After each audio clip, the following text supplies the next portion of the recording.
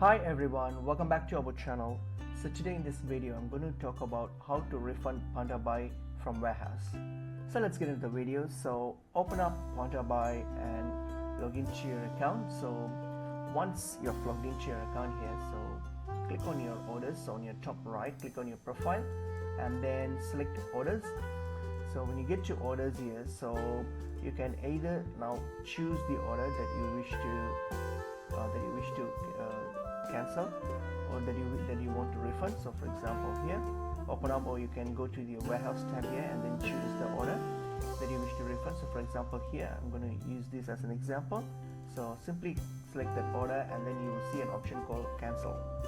So hit on the cancel option and then here what you have to do is select the reason for cancellation, and then all you have to do is hit on confirm, and then your order will be cancelled and then the refund will be processed. So for example here, so once you've done this and then confirm, and that's pretty much it. So the refund will be automatically sent to your credit here on your user account. So that's pretty much it. Hope this video was helpful. I will see you in another video. Thank you.